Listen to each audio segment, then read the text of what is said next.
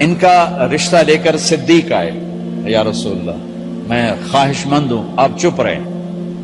پھر حضرت عمر بعد میں گئے، یا رسول اللہ میں خواہش مند ہوں، آپ چپ رہے۔ تو عبد الرحمن بن عوف رضی اللہ تعالیٰ نے حضرت علی سے کہا، علی تو جا، تجھے دے دیں گے۔ وہ کہنے کہ میں تو بہت غریب ہوں، مجھے کہاں دیں گے؟ حضرت علی کا ذاتی گھر بھی نہیں تھا، کسی سے ایک کوٹھا مانگ کے اس میں رہ رہے تھے مدینہ میں۔ کہا نہیں تو جا جا۔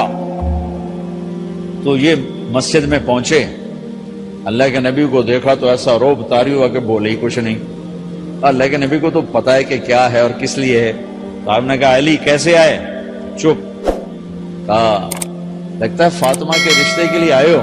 جی ہاں۔ تو آپ نے کہا انشاءاللہ، اتنا کہا انشاءاللہ، اور چپ ہو۔ تو حضرت علی چپ کر کے اٹھ کے باہر آ گئے، صحابہ باہر کھڑے ہوئے تھے۔ تو کہنے لگے یار دیکھا نا، میں تمہیں پہلے ہی کہتا تھا مجھے نہ بھیجو، انکار ہو گیا، بولے ہی کچھ نہیں۔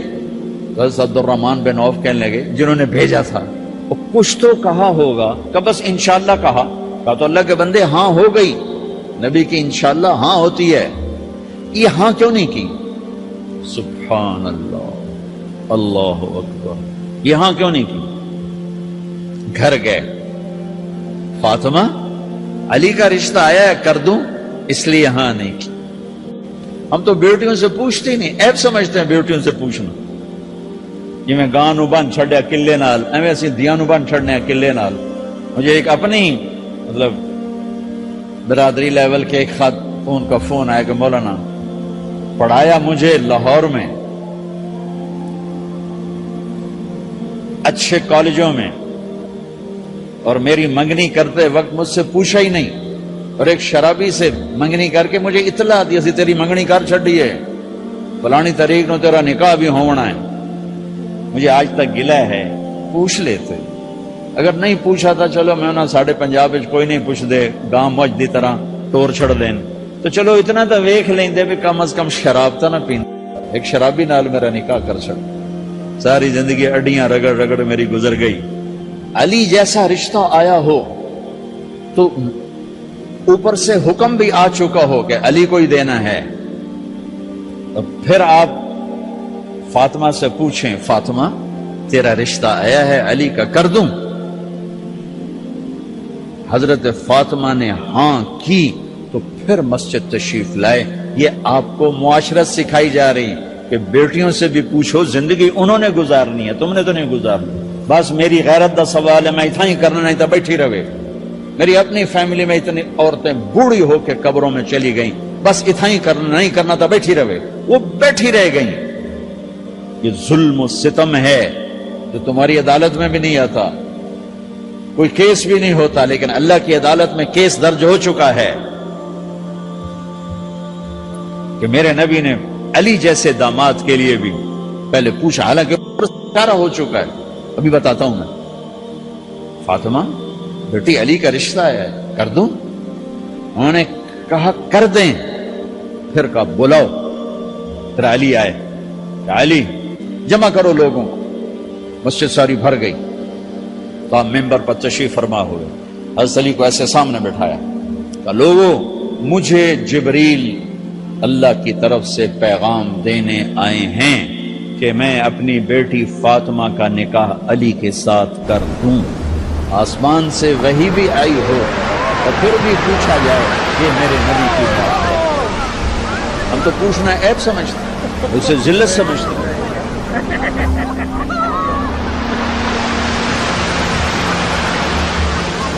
پھر آپ نے اتنا بڑا اہتمام کیا، مسجد نبوی پرانی جو آپ کے زمانے کی بہت بڑا ہال تھا، اس کا بھرا ہوا تھا، آپ نے سب کو شہد کا شربت پلایا، خود نکاح پڑھایا، نکاح کا خطبہ پڑھ کیا، پھر کہا علی میں نے فاطمہ بنت محمد کو 400 درم مہر کے عوض تمہارے نکاح میں دیا، تو نے قبول کیا؟ انہوں نے کہا جی میں نے قبول کیا، اور سجدے میں چلے گئے اور زور سے دعا مانگی، رب اوزعنی ان اشکر نعمتک التی انعمت علی وعلی والدی وان اعمل صالحا ترضاہ واصلح فی ذریتی انی تبت الیک واننی من المسلمین. میرے نبی نے کہا آمین، زور سے کہا آمین.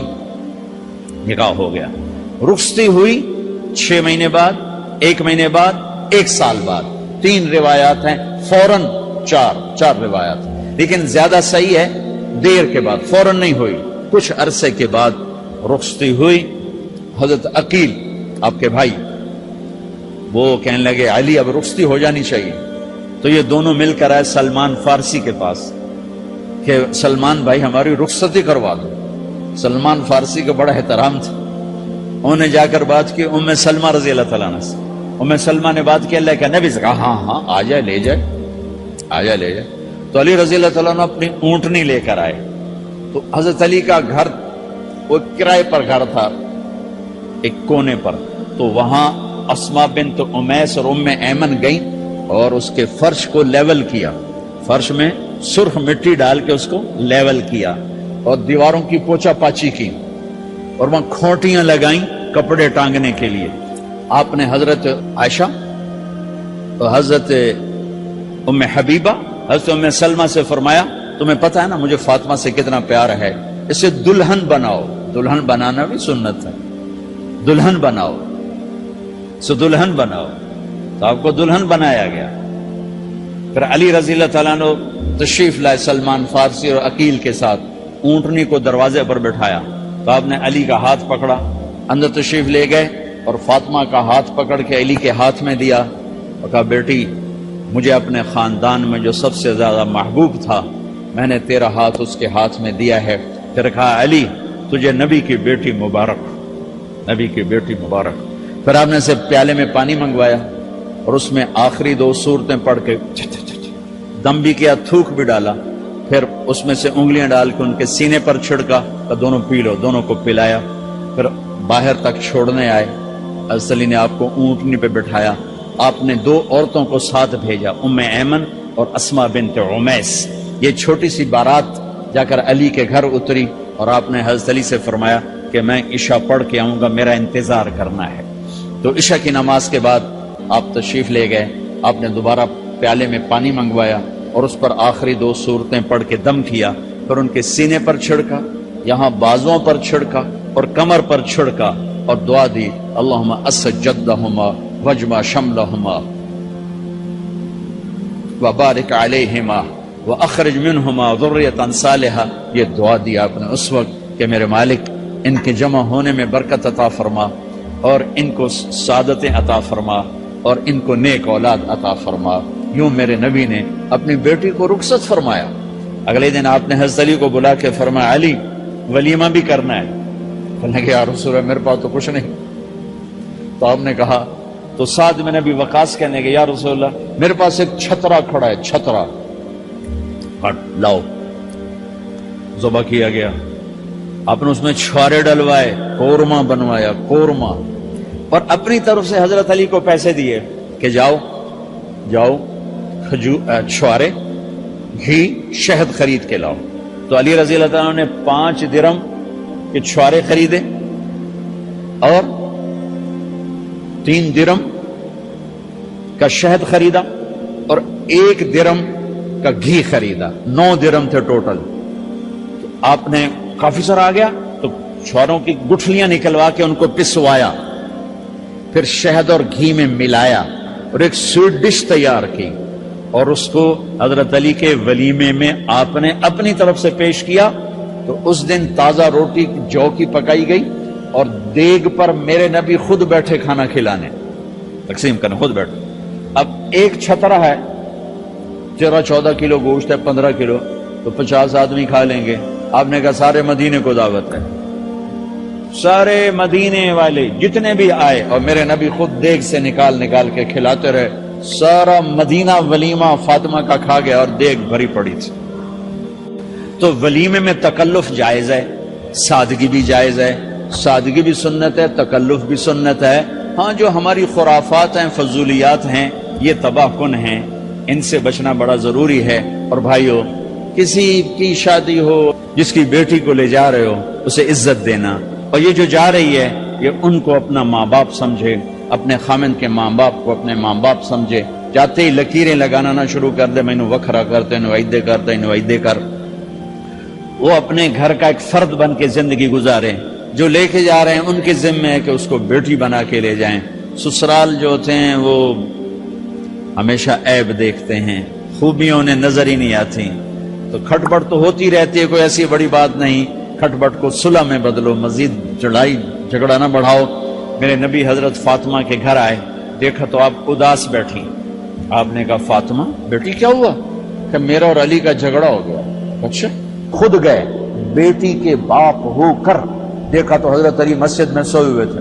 آپ نے ان کو اٹھایا، کہا یا ابا تراب قم، آپ کو یہ ٹائٹل یہاں ملا، اے ابو تراب. فرمایا کرتے تھے کل کائنات ملتی تو اتنی خوشی نہ ہوتی جتنا اس ٹائٹل کی خوشی ہے. ابو تراب کہنے کا کیا مطلب تھا؟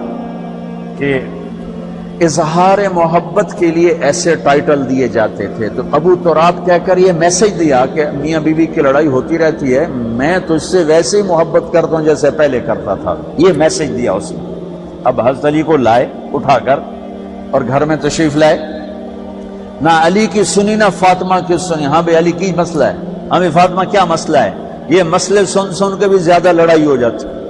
صلح کراون والے بھی آپ ہو 2-4 لتر مار کے آ جاندے.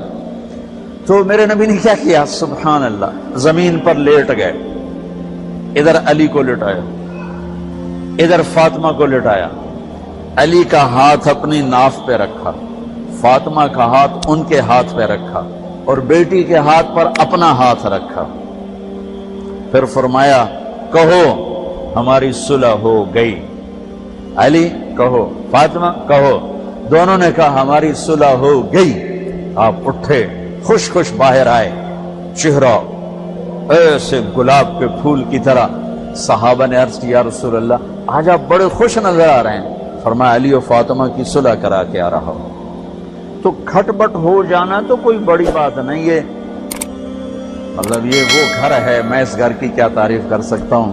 تو میں آگے کا ایک قول سنا دیتا ہوں ابن عباس کا کہ جنت میں نور کی چمک اٹھے گی. سارے جنتی کہیں گے یہ نور کیسا نور ہے بھائی جو ساری جنت کے نور پر چھا گیا؟ تو فرشتے بتائیں گے کہ او جنت الفردوس میں علی و فاطمہ بیٹھے ہیں، کسی بات پہ ہنسے ہیں، ان کے دانتوں سے جو نور نکلا ہے اس نے جنت کو روشن کر دیا. لیکن کھٹ پٹ یہاں بھی ہو گئی. ان سے بڑا گھر میرے نبی کا ہے، وہاں بھی کھٹ پٹ. ایک دفعہ آپ نے حضرت عائشہ سے کہا مجھے پتہ لگ جاتا ہے جب تو مجھ پہ ناراض ہوتی ہے، مجھے پتہ چل جاتا ہے. انہوں نے عرض کی یا رسول اللہ آپ کو کیسے پتہ چلتا ہے؟ کہ جب تو مجھ پہ ناراض ہوتی ہے نا تو قسم اٹھاتے ہوئے کہتی ہے ابراہیم کے رب کی قسم، اور جب مجھ پہ راضی ہوتی ہے تو پھر تو قسم اٹھاتے ہوئے کہتی ہے محمد کے رب کی قسم. ایسے مجھے پتہ چل جاتا ہے جب تو کہتے ہیں نا ابراہیم کے رب کی قسم تو مجھے پتہ چل جاتا ہے کوئی کھٹ بٹ ہو گئی ہے. تو نبی کے گھر میں بھی ہو جاتی ہے.